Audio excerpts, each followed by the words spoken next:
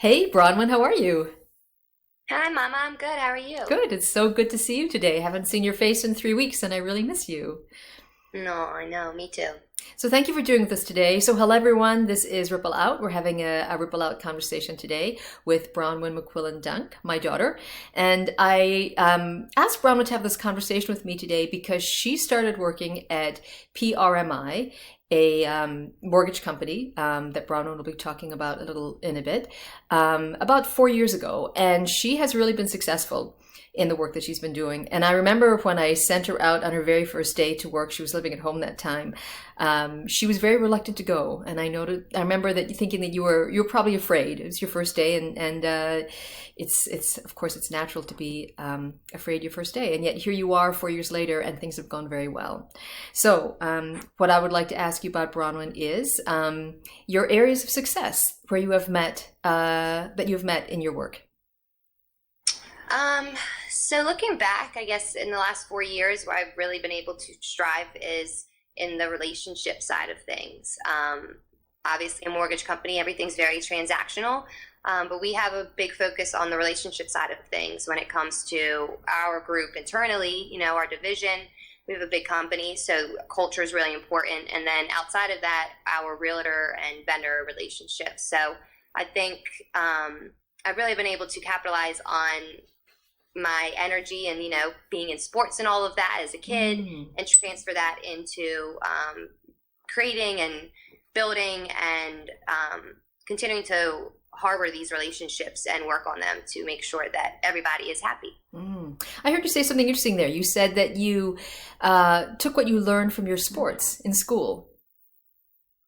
Yeah, Yeah, so definitely. I tell me think about that. sports, those type of situations just teach you a lot in general, but the socializing part of that is obviously huge. So I think that's kind of what has speared me into the direction that I've headed in. So socialization. And I remember you saying to me once you had an event with about 250 people there, and you talked about how you pretty much knew everybody in the room. And that blew me away. I was thinking, here you are. At the time, you were probably like a 25-year-old, and you were working this room of 250 people. That is not a skill that I don't think I would have. So, what do you bring to that situation that allows you to interact and create these relationships with 250 people in a room in one evening?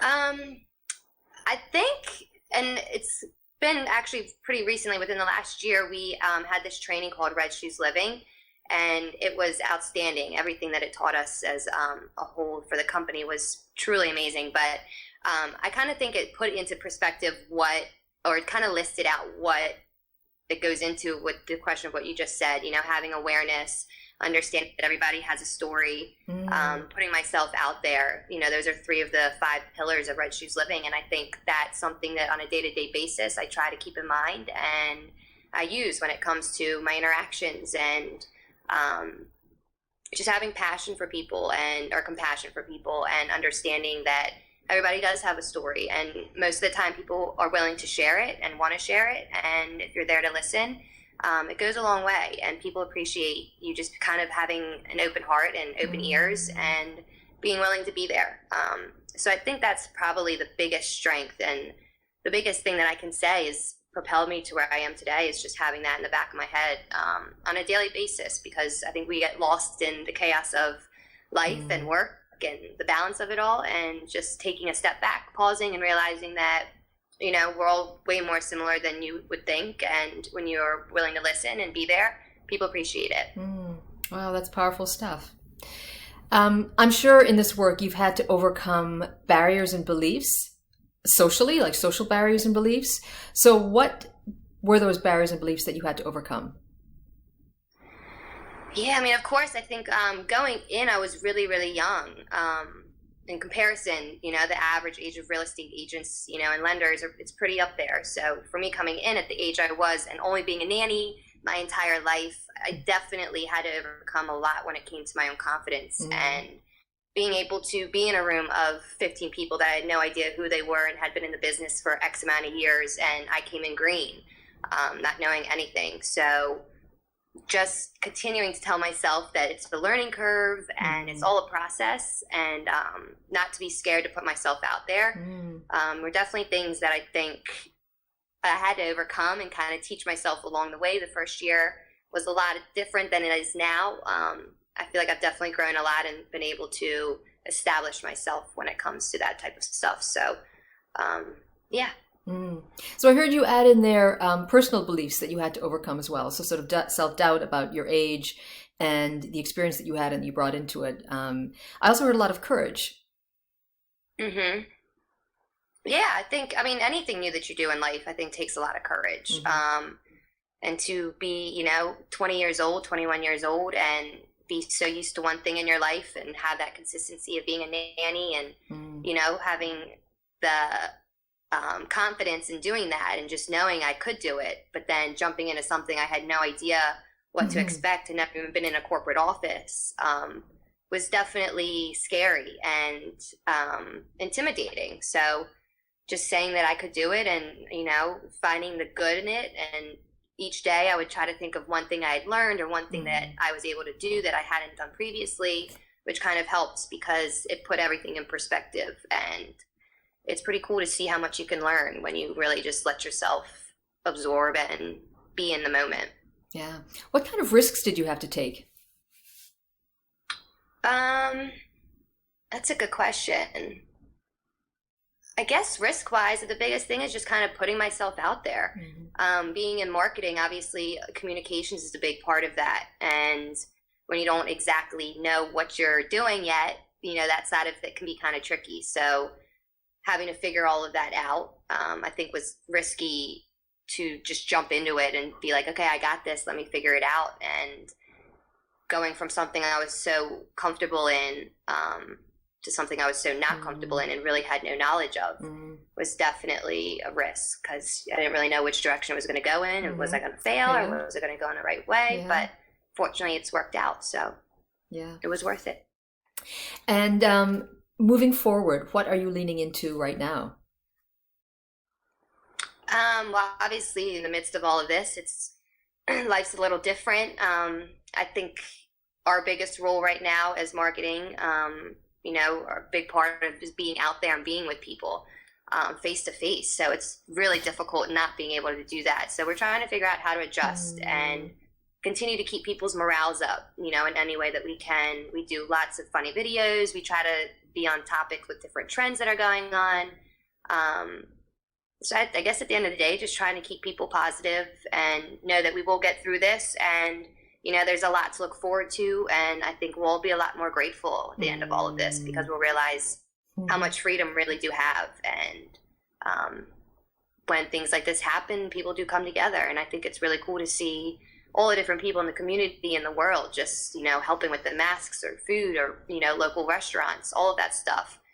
It's a new world we're living in right now. But I think that, the better you can adjust and the more positive you can be in it all, the better everybody else will be.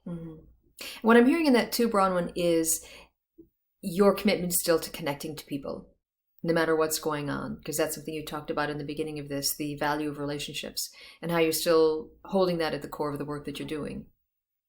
Yeah, definitely. I mean, I think most jobs, most situations people are in day to day, it is very transactional or it's very concrete and very consistent, I guess could be a good word. But I think the relationship side of things, just in general, it's really important. And when you have that connection with somebody and you build each other up, I think it can only take you both in a positive direction when it comes to work and your outside of work life and the balance of it all.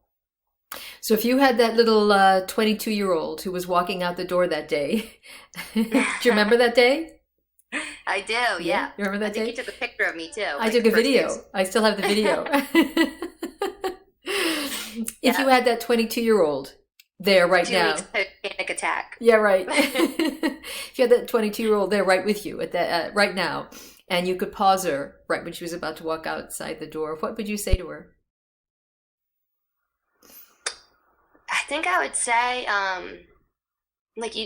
you got it. I think it's really easy to get in your head and to create that self-doubt. And the brain's a really powerful thing. It can easily trick yourself to go in either direction. So I think just saying you got it, it's simple. It may seem silly, but I think just knowing that you can do it and believing in yourself, as cliche as that sounds, just switching that mindset in your brain, you know, to you can't do it, or I don't want to do it, so you can, and you have the ability. I think we're all realizing that now, that we're all so fortunate to be able to get up out of bed every day and go to work, get in our car, stop at Dunkin' Donuts, grab that iced coffee or whatever it may be. And we're realizing now that, you know, that's something that we should all feel fortunate about. So having that mindset day to day and just knowing I can do it. And if I can't do it, I'll figure it out. And I have people that will support me and help me figure it out. Would definitely help. Great. Well, thank you so much, Bronwyn. I've loved this time together. Is there anything else you'd like to share before we say goodbye? No, I just hope everyone's healthy and happy and safe, and we'll get through this. Yeah. Okay, sweet. Well, thank you so much. And I love you. I love you. Bye-bye. Mwah.